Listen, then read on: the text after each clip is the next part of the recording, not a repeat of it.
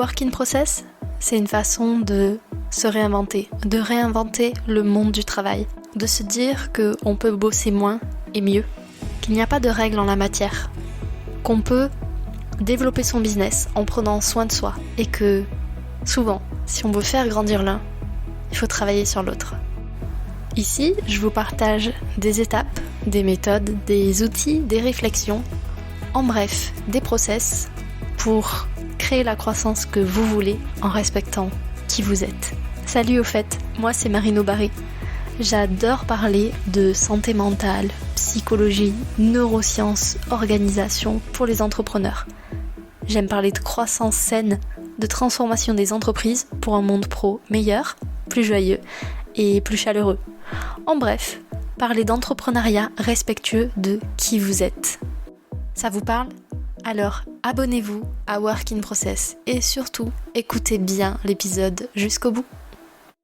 Bonjour à tous et bienvenue dans un nouvel épisode invité de Work in Process. Aujourd'hui je reçois une amie entrepreneur, Solène d'Arestieu-Muret. Salut Solène, comment vas-tu ? Salut Marine, je suis ravie de passer ce moment avec toi. Eh bien écoute, Je vais moi super bien. aussi. Moi aussi, je suis ravie de te retrouver et je suis sûre que les personnes qui nous écoutent vont être ravies aussi. Donc toi, Solène, tu es la cofondatrice de La Facilitation. C'est un cabinet de conseil qui est aussi organisme de formation et qui est un média spécialisé en facilitation en francophonie. Alors ma première question pour ceux qui ne te connaissent pas du tout, c'est pourquoi la facilitation ? Qu'est-ce qui te plaît dans ton job et qu'est-ce que c'est en fait la facilitation ? Vous avez 4 heures. La facilitation, j'allais dire, c'est un art, c'est l'art de faire travailler les gens ensemble dans le plaisir de collaborer. Et pour ça, on s'appuie sur tout ce qui est lié à l'intelligence collective, travail collaboratif à travers des outils et surtout des postures. Moi, ce que j'adore dans mon métier, c'est que c'est jamais 2 fois la même chose parce que le principe de base, c'est qu'on fait travail avec des humains, des personnes qui sont toujours toutes différentes. Et comme on dit souvent en facilitation, les personnes présentes sont les bonnes personnes et il faut avoir confiance dans le groupe. Et donc, du coup, on est toujours voilà, à tisser ce lien, à travailler la relation pour atteindre des objectifs, parce qu'on est là pour passer un bon moment, mais forcément, on est là quand même pour travailler. Donc, l'idée, c'est d'atteindre des objectifs qui ont été fixés, qui ont été identifiés. Et c'est comment on arrive à collaborer ensemble pour résoudre de nouveaux challenges, pour résoudre de nouveaux défis, pour écrire des projets d'entreprise, mais aussi parfois et souvent, malgré tout, pour améliorer la situation dans des situations de conflit, de perte de sens, de désengagement. Il n'y a pas de limite, mais l'idée forte de la facilitation, c'est de faire avec les gens. De pas arriver, par exemple, avec une casquette de consultant où je vais venir analyser une situation et dire bah, petit 1, il faut faire ça, petit 2, il faut faire ça. Non, c'est pas du tout ça. Moi, je pars du principe que c'est des gens qui savent. Ce sont eux les personnes les mieux placées pour identifier et créer, innover et trouver par elles-mêmes leurs solutions. Et donc, du coup, bah, je vais les aider à formaliser tout ça, à faire émerger tout ça. Donc moi, ce que je retiens de ton job de facilitatrice, c'est qu'en fait, il a deux dimensions. Il a le côté collectif, puisque tu interviens essentiellement auprès de professionnels, auprès d'entreprises. Mais il y a le côté aussi très individuel. Moi, ce que j'entends dans ta vision, et je te connais suffisamment pour pouvoir dire ça, c'est que tu prends soin du vivant. Tu as bien insisté sur le fait qu'il y a l'humain qui est au centre de tout. Il y a les relations dont on prend soin, donc les relations entre les gens, mais peut-être les relations envers nous-mêmes aussi. On pourra peut-être creuser ce Oui. sujet-là.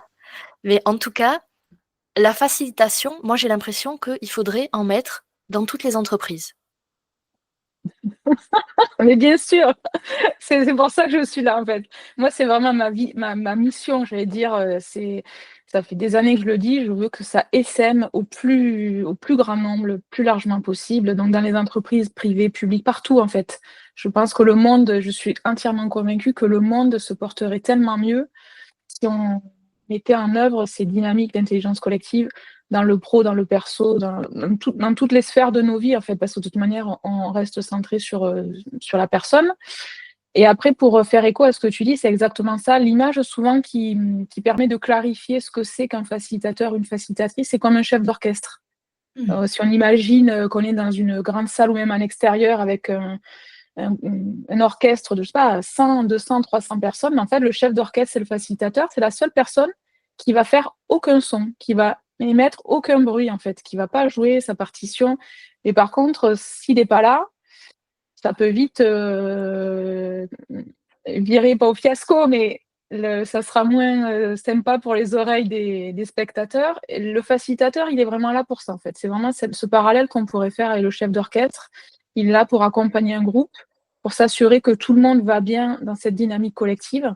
Parce qu'il suffit que, si je garde la métaphore de la musique, il suffit qu'il y ait un instrument qui soit mal accordé ou qu'il y ait un musicien qui soit pas bien le jour J, je sais pas, qu'il est malade et qu'il arrête pas d'éternuer, par exemple, ben ça va Ça va entraver, en influencer fait. le groupe. Exactement. Et donc, du coup, le rôle du facilitateur, de la facilitatrice, c'est vraiment ça, s'assurer que le groupe est bien, dans un environnement sécurisé, dans lequel il se sent bien, en confiance, pour être OK pour s'engager à faire du bon son, à produire quelque chose qui est harmonieux, qui est efficace, qui est productif aussi, j'allais dire, mais dans le bon sens du terme, et y prendre du plaisir. Et donc, que chacun trouve sa place dans cet équilibre collectif. Et bien entendu, que ça mette la chair de poule, en fait, et qu'on voilà, on soit dans une émulation, qu'on soulève des montagnes, comme on dit. Ça, c'est vraiment le rôle du facilitateur. Et tu sais que moi, j'adore cette image de chef d'orchestre parce que ce que ça dit derrière, c'est que tu n'es pas obligé de savoir jouer parfaitement de tous les instruments. Tu n'es même pas obligé de jouer d'un instrument pour faciliter la communication entre les différents membres de l'équipe. Et je trouve que ça, c'est un point qu'on souligne pas assez. Je pense à certains managers, certains responsables qui se disent, mais en fait, je dois maîtriser tous les postes qu'il y a en dessous de moi euh, pour être un bon responsable, un bon manager, un bon chef d'entreprise. Euh, pour moi, le facilitateur ou la facilitatrice, je le place au même niveau que quelqu'un qui va manager une équipe, c'est-à-dire qu'on va plus se concentrer sur des soft skills, des compétences relationnelles plutôt que quelque chose de très technique, de très pratico-pratique. Oui, alors c'est absolument génial, hein, que tu me branches sur ça, Marine, parce que nous, on accompagne beaucoup de managers, effectivement, quel que soit le niveau, hein, du codir au manager de proximité. Et nous, on les accompagne pour devenir des managers facilitateurs. Le but, c'est pas qu'ils deviennent des facilitateurs à 300%, mais c'est de les aider à se dire, moi, dans mon quotidien de manager, comment la facilitation et les ressorts de l'intelligence collective peuvent m'aider dans mon quotidien de manager, mais un manager ressource, en fait. Comment je peux, en tant que manager, faciliter la vie de chaque membre de mon équipe, assurer l'engagement et assurer aussi la confiance et l'envie d'aller de l'avant.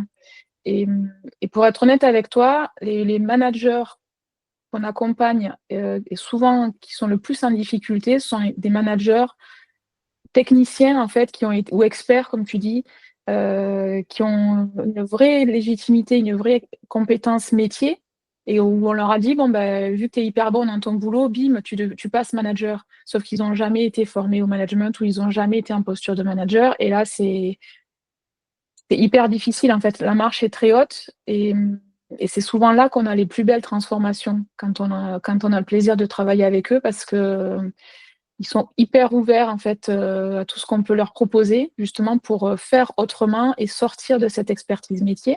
Ça, c'est la première chose pour le rôle de manager. Et après, effectivement, en tant que facilitatrice ou facilitateur, c'est une très bonne question, enfin, un très bon point que tu soulèves aussi. On n'a pas besoin d'être expert dans le sujet sur lequel on va travailler avec les équipes, parce que comme je disais tout à l'heure, c'est les personnes qui savent. Donc moi, ça m'arrive tout le temps de mettre les pieds dans des entreprises où j'y connais absolument rien. Mhm. Limite, c'est du jargon, mais en même temps, c'est eux qui savent, en fait. Tu vois, par exemple, quand on va dans le milieu médical, j'ai pas fait médecine. Quand on va dans l'industrie, la dernière fois, on était dans l'industrie avec tout ce qui était astronomie, tout ça, aérospatiale, voilà, je cherchais le mot, je connais rien. Et puis Mhm. après, tu peux aller travailler dans le social, parce que c'est pas la compétence ou l'expertise qu'on vient chercher, c'est la capacité à fédérer, à embarquer une équipe ou un groupe de personnes. Ouais.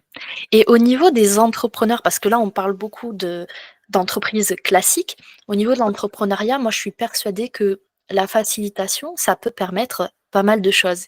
Et du coup, j'aurais bien aimé avoir ton avis sur la question par rapport à soi, en tant qu'individu, en tant que chef d'entreprise. euh, Qu'est-ce que ça peut venir nous aider à faire finalement, cette posture de facilitation? Alors, ça, c'est une très bonne question. Pour moi, ça peut nous aider sur plein de champs de, de compétences sur lesquels on est mobilisé en tant que chef d'entreprise, quelle que soit la taille de l'entreprise et quel que soit le sujet. D'abord, le principe de base, c'est que la facilitation, on fait avec les gens. Mhm. Donc, c'est très intéressant pour déjà faire pas un travail sur soi, parce qu'on n'est pas dans la psychothérapie ou ce genre de choses, mais ça peut vraiment être très utile pour cheminer par rapport à son projet, par rapport à quand on parle de charge mentale, pour arriver à clarifier, pour arriver à prioriser. Si on est tout seul, mais bien entendu, si on est avec une équipe, parce que grâce à des outils, grâce à des postures ou des questions, voilà, souvent des questionnements qu'on va se poser, on va se dire, bah, qu'est-ce que ça me renvoie? Ça va vraiment amener à un cheminement qui, pour moi, est très bénéfique, très enrichissant. Vu qu'on fait avec, mais on ne fait pas tout seul, donc ça peut permettre aussi, très concrètement de sortir de l'isolement, du solopreneur, comme on dit, et de favoriser l'entraide, même si on n'est pas dans la même activité, mais entre chefs d'entreprise, on est quand même confrontés souvent à des mêmes problématiques, et bah, de se dire: «On va en discuter ensemble», de manière, constructive, grâce à des outils d'intelligence collective, ça va permettre d'avancer. Hem, Prendre des décisions, ça je pense que c'est vraiment la clé souvent, en tant que chef d'entreprise, c'est très compliqué parce qu'on se dit: «Bon, mais il faut choisir, mais choisir c'est renoncer, donc du coup, est-ce que je prends la bonne décision?» Bah, grâce à des approches, liées à la facilitation, ça peut faciliter justement ça. Après, je trouve aussi que c'est très pertinent quand on est, chef d'entreprise par rapport à ses clients et par rapport à ses partenaires. Parce que Mhm. le fait de vouloir faire avec, on va y associer différentes parties prenantes. La première partie prenante externe à laquelle on pense, bien entendu, c'est les clients. On va être vraiment dans une écoute, vraiment, quand on parle d'écoute, d'empathie, on est vraiment dans cette posture-là, en fait, où on va, essayer de capter tous les signaux faibles pour justement peut-être, par exemple, créer une offre la plus ajustée possible, qui répond vraiment aux besoins, qui répond vraiment à des attentes. On peut être vraiment dans une démarche de co-construction. Si je peux te citer un exemple, par exemple, Oui. je vais travailler avec une maison de l'enfant, pour une collectivité, et le but, c'est de, redéfinir le parcours de la famille. Mhm. Et l'idée, c'est de se dire: «Bah, OK, on a des experts métiers, mais les meilleures personnes pour nous parler des difficultés ou des facilités qu'elles ont dans le parcours, du futur parent, bah, ça reste, les parents eux-mêmes, en fait, ou les futurs parents». Et donc du coup, comment on les associe à la démarche Mhm. pour, bah, pour les faire réagir, pour être aussi dans des instants de créativité. Donc ça, c'est hyper intéressant par rapport à une histoire d'impact. Parce que moi, comme je dis souvent, la facilitation, c'est vraiment l'idée de se dire, il y a un avant, il y a un après. Il y a une utilité, en fait, à la démarche, et Oui. souvent avec les clients, c'est vraiment perceptible. Et pour moi, surtout quand on est chef d'entreprise avec, tout seul ou avec une petite équipe, on est vraiment jamais tout seul, en fait. On a toujours des partenaires, qui peuvent être des prestataires ou des pairs. Et et comment on arrive, en fait, à tisser des relations, de confiance, et aussi créer, j'allais dire, de l'alignement. Nous, tu vois, par exemple, chez nous, dans l'équipe, quand on fait tous les trimestres, on fait un mini séminaire, enfin un séminaire d'équipe, et on aime bien inviter des partenaires qui sont pas forcément dans le noyau dur de l'équipe, qui sont des personnes externes, mais avec lesquelles on a vraiment l'habitude de travailler ensemble. Et à chaque fois, c'est sympa parce qu'on passe un bon moment, mais on solidifie vraiment, en fait, notre relation.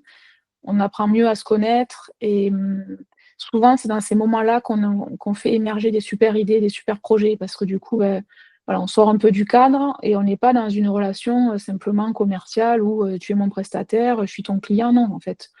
Le but, c'est qu'on prenne du plaisir à travailler ensemble, et donc du coup, qu'est-ce qu'on a envie de faire? Voilà, on partage nos visions, on partage nos valeurs, et puis c'est comme ça que qu'on avance. C'est comme ça qu'on peut faire émerger des solutions parfois surprenantes. Et en t'écoutant, en fait, il y a plein de mots là qui m'ont traversé l'esprit. Il y a le customer care, l'expérience utilisateur, le marketing, la communication, le social. Et en fait, quand tu regroupes tout ça, ce qui ressort finalement, c'est l'humain. C'est la Oui. compréhension et la connexion entre deux humains ou plusieurs humains en tout cas, pour faire en sorte que les messages y passent. Et je reviens sur ce que j'ai dit au début de l'épisode, il faudrait mettre de la facilitation partout, pas que dans les entreprises d'ailleurs, rien que au niveau du système scolaire, ça serait intéressant. Mais ce que je trouve passionnant, c'est de me dire que moi, en tant qu'entrepreneur qui suis seule dans mon business, à l'heure actuelle, euh, je peux très bien utiliser cette posture-là pour aller me challenger, par exemple, comme tu disais, sur les priorités, sur la prise de décision, échanger avec des pairs pour sortir de l'isolement, pour aller challenger aussi mes idées. Et je trouve que c'est intéressant de se dire, en fait, c'est pas une pratique qui est réservée aux grosses boîtes. Pas du tout. Non. À partir du moment où on est 2, on peut être dans une démarche d'intelligence collective. Hem, je sais pas toi, mais moi ça m'arrive tout le temps de me dire, je suis face à une question, j'ai beau, tournicoter dans tous les sens le truc, voilà. Au pire, j'ai des réponses dont je suis pas pleinement satisfaite.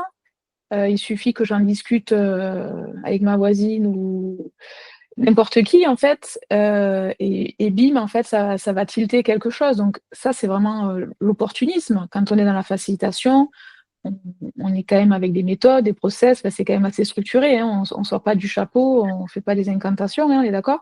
Et du coup, ça démultiplie l'impact et de la réflexion. Et ce que je trouve assez génial, moi, tu vois, je pratique beaucoup, par exemple, le co-développement professionnel avec Mhm. des pairs. Donc, même quand on est solopreneur, ça se pratique beaucoup. En fait, même si c'est moi qui viens avec ma question, mon sujet ou ma problématique, toutes les personnes qui ont assisté à la séance repartent aussi avec quelque chose. Et inversement, à la séance d'après, quand c'est moi qui vais aider, une autre personne du groupe, je sais que je vais sortir, aussi avec mes propres apprentissages,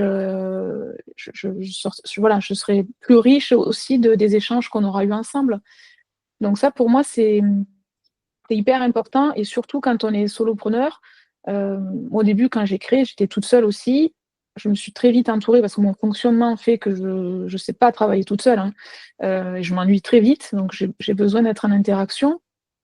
Mais je me suis rendu compte que si on veut garder la flamme dans la durée, parce qu'au Mhm. début, on est à fond, on veut tout faire, on est capable de tout, voilà. Sauf que, après, faut tenir le marathon en mode sprint, c'est pas toujours facile, hein, on est d'accord? C'est ça. Donc voilà, et donc du coup, l'idée, c'est de se dire, comment en fait, à chaque fois, j'ai du soutien, j'ai de la ressource, pour, pas forcément me remotiver, mais pour garder mon élan, en fait. Et Mhm. puis moi, ce que je trouve assez génial dans ce métier-là, et je le dis souvent, c'est que j'adore aider des gens qui aident des gens aussi. Et donc ce sentiment d'utilité, c'est aussi gratifiant, c'est de se dire: «Je porte mon projet, je veux développer ma boîte, j'ai une super idée». Ça, c'est génial, mais comment on va aussi essayer d'aller plus loin pour que ça soit, aussi un enrichissement personnel, hein, ce sentiment d'utilité, de se dire: «J'ai mon projet, je le développe, mais je suis aussi capable, heu, d'être dans l'entraide ou dans l'utilité pour quelqu'un plus», en fait. Et ça, je trouve que, moi, je trouve ça assez génial. Je trouve que c'est hyper gratifiant. Souvent, quand j'interviens, tu vois, dans le médico-social, moi, j'ai aucune compétence, dans ce milieu-là. Je sais que ma petite nature fait que je tourne vite de l'œil. Je serais incapable de faire certains métiers que des gens avec qui je bosse font de manière, moi, je suis très admirative de ça, et je me dis: «Mais c'est assez génial de se dire, je les aide eux aussi à aller mieux parce qu'eux, du coup, par ricochet, ils seront plus efficaces dans leur boulot, dans leur mission». Et pour moi, ça, c'est très gratifiant, et donc effectivement, comme tu disais, c'est de l'humain. Donc c'est à chaque fois des personnes différentes, des rencontres différentes, et on prend soin du vivant. Pour moi, c'est vraiment ça. Je trouve que dans les organisations, publiques ou privées aujourd'hui, c'est dur, en fait. Le climat est très compliqué, et donc si déjà on peut avoir un peu cette respiration, c'est pris, hein. Je pense que, Ouais. C'est compliqué parce qu'il faut aller vite. parce que le monde évolue rapidement, parce que les technologies bougent vite aussi. Aussi, Hmm. clairement, clairement. Et justement, en parlant de ça, j'étais en train de me demander, est-ce que tout ce qui est intelligence artificielle, tout ça, est-ce que ça a sa place dans une démarche ou une posture de facilitation, ou est-ce que ça, on peut encore le garder pour nous en tant qu'être humain? Quelle est ta vision de ça? Ah, c'est une grande question, ça, l'intelligence artificielle. Moi, je pense que je suis très partagée. C'est-à-dire que d'un côté, je suis entièrement convaincue que c'est une catastrophe écologique, au sens large, hein, pas que environnemental, dans le sens écologie, équilibre de vie. Mhm. Tu vois, j'en parlais encore ce week-end, on était avec des amis et en fait, au bout d'un moment, on s'est posé, on s'est dit: «Qui a son téléphone portable sur la table?» Pour, regarder dès qu'on a une question, on n'a pas la réponse, bim bim, on va sur un moteur de recherche ou sur une intelligence artificielle maintenant pour trouver la réponse. En fait, on se disait: «Mais» en tout cas moi, ma génération, on a connu le sans portable, sans connexion internet et donc du coup, c'était bien aussi en fait de se dire, on est connectés les uns aux autres sans artifice, sans technologie et voilà et aussi le côté plus environnemental, bon. Pour autant, il y a une utilité, il y a pour moi, c'est un train, qu'il faut pas rater parce que je pense que c'est un peu comme internet, voilà, ou le téléphone portable à l'époque, hein. Je me rappelle, j'avais des amis dans mon entourage qui disaient: «Non, moi j'aurais jamais de portable». Aujourd'hui, il doit y en avoir des personnes qui n'ont pas de téléphone portable ou des téléphones qui ne servent qu'à téléphoner, mais bon, il se passe quand même quelque chose si on n'est pas connecté non plus. C'est une Mm. histoire d'équilibre. Moi, dans mon métier, l'intelligence artificielle, elle est un super stagiaire, en fait. Je la considère vraiment comme ça. Elle peut m'aider à aller plus loin sur des contenus que je produis ou à m'enrichir ou à me donner d'autres angles de vue pour être sûre que, par exemple, j'ai pas oublié quelque chose. Je l'utilise vraiment comme ça, pour qu'elle me questionne, en fait, pour qu'elle Mm. aille me pousser un petit peu plus, que si je restais dans mon train-train, dans mes habitudes. Mais aujourd'hui, il y a pas d'intelligence artificielle qui peut, faciliter, une conversation ou une séance de travail, que ça soit avec 2, 10, 40 ou 300 personnes, en fait. Donc voilà. Après, pour moi, c'est plutôt avant et après, j'avoue, l'aide, c'est après l'intervention. Parce que, par exemple, quand tu vois, on a fait il y a pas longtemps un séminaire, ils étaient très nombreux avec beaucoup, beaucoup, beaucoup de contenu produit sur des post-it. Oui. Bon, bah, il y a quelques mois et quelques années, on s'amusait à ressaisir les post-it à la main. Après est arrivée la prise de photo qui a traduit, en contenu directement, tapé et puis maintenant on prend des grandes photos, bim, on envoie ça, «Fais-moi une analyse, un résumé» et par rapport à ce que nous on a vécu, on regarde si c'est OK, mais c'est vrai que ça nous fait gagner énormément de temps et de précision dans la restitution. Donc ça, je pense que ça serait dommage de s'en passer, sauf, j'allais dire se vouloir pas que du bien, tu vois? Ça existe, mais bon, je suis pas une hyper fan non plus de certains usages qui peuvent en être faits, tu vois, de l'IA. Ouais, on est bien d'accord. Et ce que je voulais montrer dans cet épisode, c'est qu'effectivement, le monde va évoluer très vite. Au moment où on enregistre cet épisode avec Solène, la technologie IA est encore en mode génératif pour l'instant. Mais c'est vrai que pour certaines choses, je trouve que c'est bien, au contraire, d'apprendre à ralentir, même si tout va très vite autour de nous, d'apprendre à ralentir et de se reconnecter aux choses qui sont importantes. Mmh, La relation humaine, elle peut pas, à l'heure actuelle en tout cas, elle peut pas être inventée par un robot. Un robot peut simuler de l'empathie, de la compassion, mais il pourra jamais la ressentir. Et normalement, à l'heure actuelle aussi, il pourra pas vous la faire ressentir. Donc ça, c'était un point que je voulais souligner. Pour les entrepreneurs qui nous écoutent, Solène, est-ce que tu aurais des exercices, des, des tips qu'on pourrait mettre en place pour mettre un orteil dans la facilitation quand on bosse tout seul ou avec juste quelques prestataires. alors, le tips, je sais pas si c'est vraiment un tips et peut-être que certains, connaissent très bien déjà, mais souvent, ce qu'on propose pour, structurer son travail ou organiser mieux son travail seul ou en équipe, c'est de passer au mode Kanban avec, je vais pas t'apprendre ce que c'est à toi, le Kanban, mais la version simple, j'ose même pas en parler tellement je suis sûre que tu pourras en parler 15 fois mieux que moi. Mais en Vas-y, tout cas, moi, vas-y. c'est un outil que j'utilise au quotidien, qui a changé mon organisation individuelle déjà et collective après. Nous, on est en mode Kanban. Donc, Kanban, la version de base, c'est 3 colonnes à faire en cours terminé, qu'après, bien entendu, on étoffe et on précise selon son propre processus de travail. Euh, Nous, ça nous a permis dans l'équipe, bon, déjà moi à titre individuel, ça m'a permis de structurer, d'arrêter les to-do list avec les 15 post-it qui volent, etc. Quand on est deux et plusieurs et plus, ça supprime les mails, par exemple. On a une organisation en interne, on a 0 mail. Souvent, quand on dit ça, on dit mais comment vous faites et ça déjà, c'est assez énorme.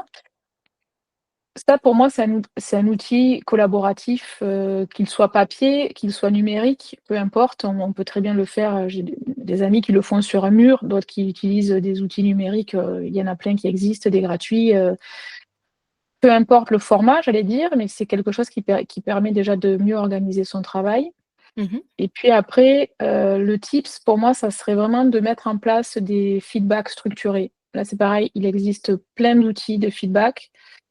Et l'idée, c'est que ça soit constructif et se donner du temps, qu'on soit seul ou à plusieurs, se donner du temps pour se poser. Et quand je dis se donner du temps, c'est pas 3 heures toutes les semaines, hein. Ça peut être 10 minutes toutes les semaines, 1 heure par trimestre. Et c'est de se dire, OK, je fais un point, là, je fais une pause, je sors la tête du guidon des dossiers opérationnels et je prends un peu de hauteur de vue et comment je peux analyser mon ou notre travail d'équipe pour être dans une démarche d'amélioration continue. Donc là, c'est pareil, il en existe plein. Moi, celui que je partage souvent, c'est le triple A. Le premier A, c'est ce que j'aime, ce que j'apprécie, ce qui m'a plu, donc sur la dernière période ou sur ma semaine, par exemple. Ça peut être qu'est-ce qui m'a plu cette semaine, et hop, je le note, ou sur le dernier mois, enfin, peu importe, chacun choisit sa temporalité, hein. Mhm. Le deuxième A, c'est ce que j'ajouterai. Donc ça veut dire que c'est quelque chose qui existe. Enfin, j'ajouterai ou je. Non, c'est pardon, je me trompe. C'est la deuxième chose, c'est ce que j'augmenterai. Donc c'est quelque chose qui existe déjà, mais que j'ai envie d'amplifier. Voilà, mais qui me procure en fait quelque chose de positif et lequel il faut pas faut pas que je néglige ou que je perde de vue.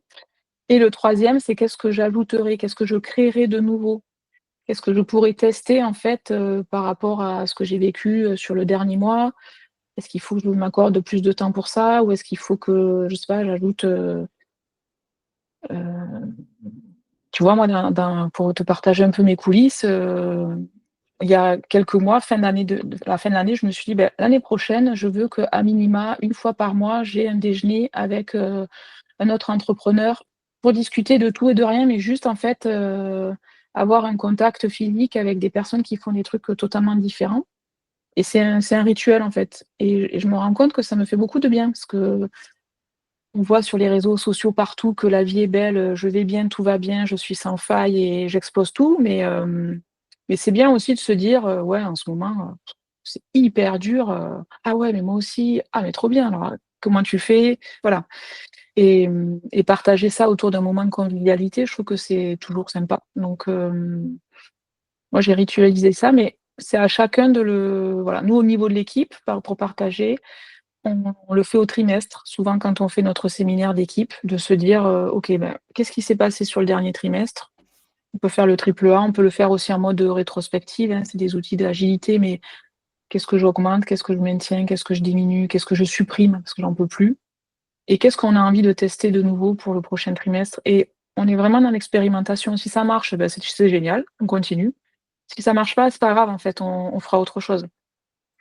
Ce que, Et ça, c'est intéressant. ce que j'ajouterais pour les personnes qui veulent tester ça de leur côté, que vous soyez en équipe ou pas d'ailleurs, euh, c'est de regarder vraiment ce qui s'est passé sur bah, la temporalité choisie avec le plus d'objectivité possible. Ça, c'est pas forcément le plus évident. Mmh.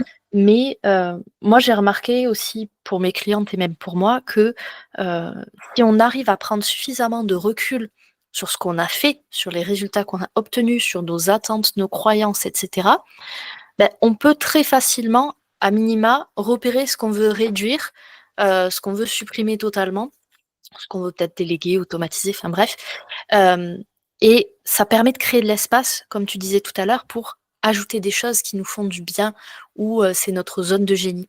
Et je trouve que Mmh. c'est important de mêler ça, comme tu le disais tout à l'heure, à des outils d'organisation.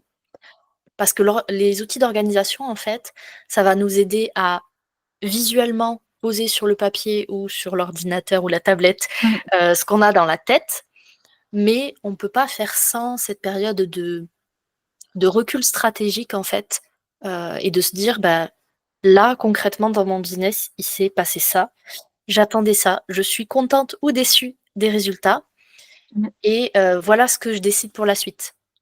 Oui, mais tu as pleinement raison et je trouve que ce qui est intéressant, c'est d'avoir cette prise de recul et pour moi, ce qui peut aider pour cette objectivité qui est difficile à avoir, c'est aussi de se fixer des objectifs, assez précis Mm. et c'est pas toujours facile non plus, mais c'est de se dire, «Qu'est-ce qui me rendra satis» si par exemple je lance une opération, heu, commerciale pour, je sais pas, augmenter ma base de prospects ou, moi j'aime bien me dire: «Qu'est-ce qui fera que je serai satisfaite de ce lancement?»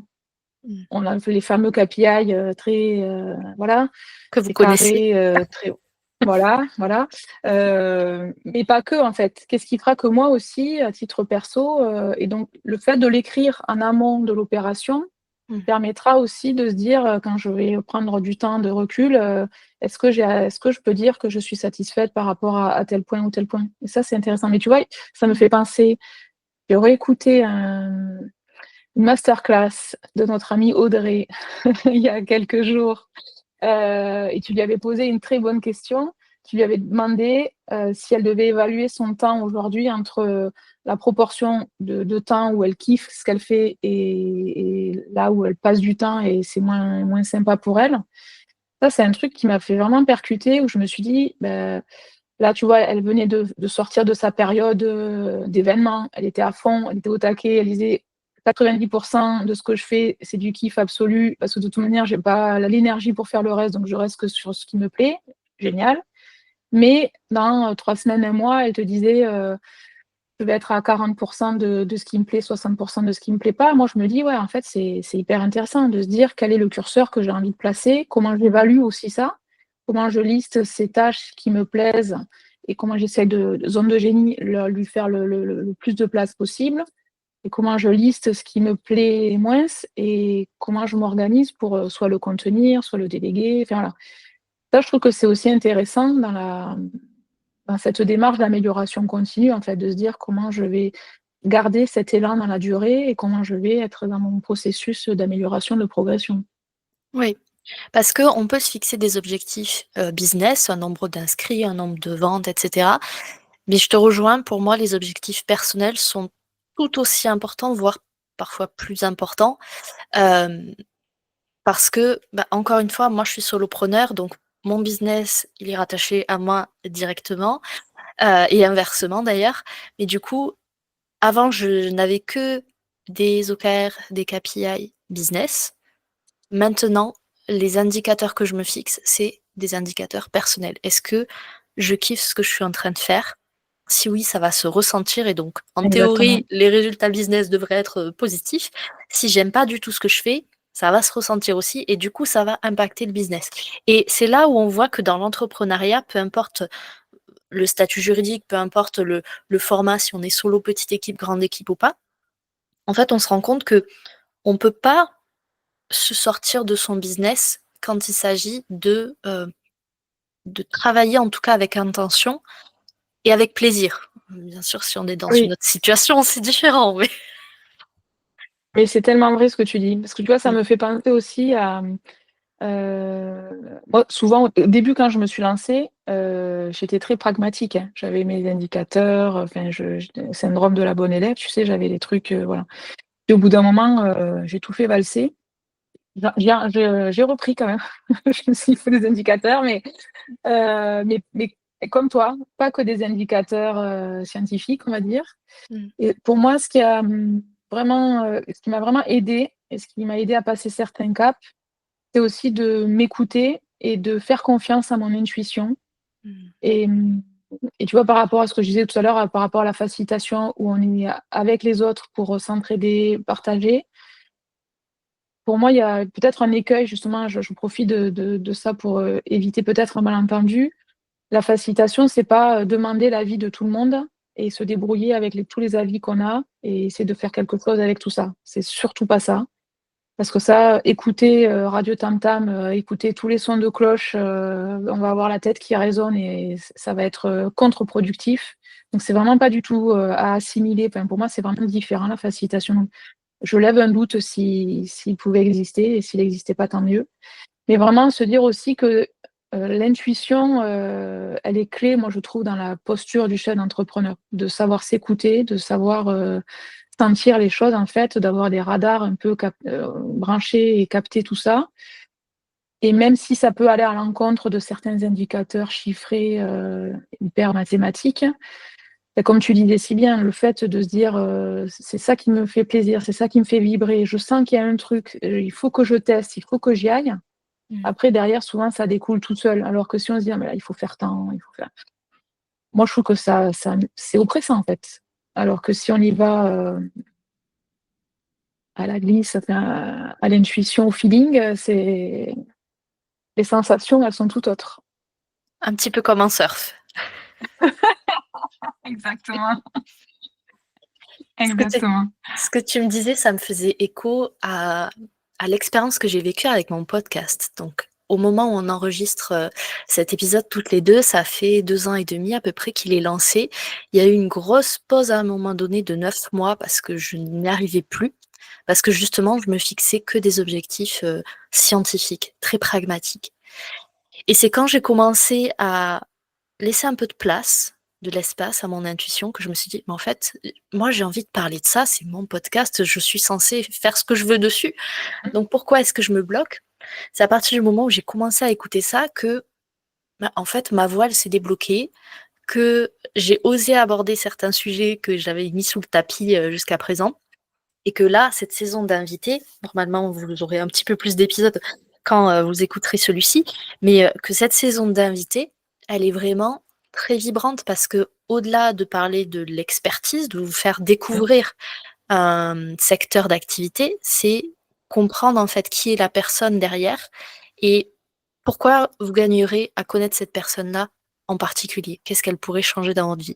Et je trouve que cet épisode avec toi sur la facilitation, en fait, c'est vraiment le cœur de ma démarche. C'est on remet de l'humain au centre, on se recentre Mmh. aussi sur soi, même si c'est pas forcément le travail le plus simple de notre vie, mais ça nous permet d'aller toucher des ressources tellement plus précieuses pour impacter les gens de façon tellement plus belle autour de soi que ça serait dommage de s'en passer. Oui, je pense que c'est dommage, mais même c'est impossible en fait. Moi je vois pas en tant que chef d'entreprise comment on peut ne pas se connaître soi et être dans une démarche de vouloir connaître l'autre pour que son projet d'entreprise soit utile, en fait. Ça, pour moi, il y aurait une dissonance, en fait, si c'était pas le cas. Mmh. Et ça, c'est probablement parce qu'on s'adresse à la même cible de personnes et qu'on est câblées pareil toutes les 2. Peut-être. Bon, on l'assume bien, hein, je trouve. Oui, je trouve qu'on s'en sort pas trop mal. OK. Est-ce qu'il y aurait quelque chose, un mot, une phrase, une intention avec laquelle tu aimerais que, heu, les personnes qui sont encore en train de nous écouter, qui repartent, soit pour leur vie, soit pour leur business, quelque chose qui est important pour toi? Oui, tu m'avais posé cette question, hein, pour préparer notre séance Ouais. et je me suis rappelé une citation, de Jane Goodall, personnalité ô combien importante que j'adore et qui a dit une fois: «Ce que vous faites a un impact sur les autres. Choisissez donc avec soin ce que vous voulez cultiver dans vos relations».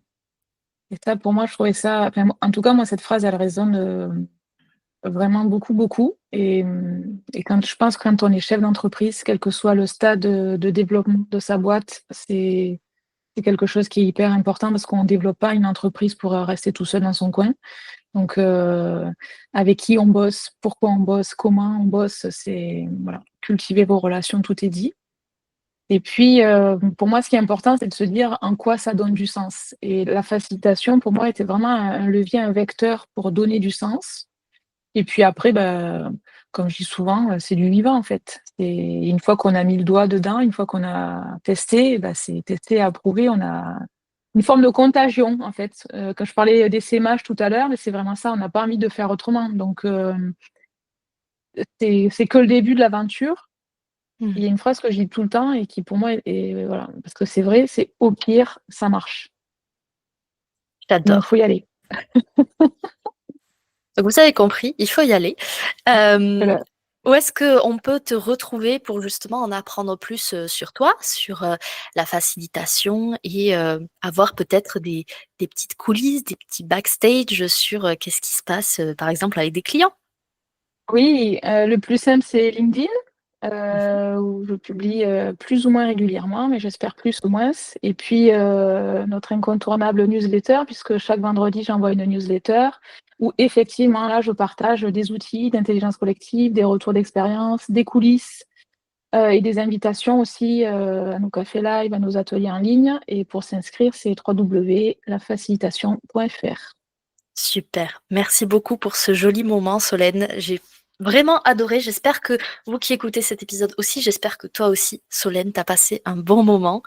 Et Génial, merci Marie. si vous avez aimé cet épisode, faites du bruit sur nos réseaux sociaux respectifs. Montrez-le, comme ça on fera revenir Solène pour un autre épisode et Work in Process. Merci beaucoup Marie, merci pour cette invitation, c'était génial. Merci à tous et à bientôt dans un prochain épisode. Voilà, comme tu as pu le voir, Work in Process reprend du service. Merci pour ton écoute. Si tu es curieux de savoir quels sont les prochains sujets que je vais aborder dans le podcast, surtout abonne-toi à la newsletter. Comme ça, tu es sûr de n'en louper aucun. On se retrouve très vite.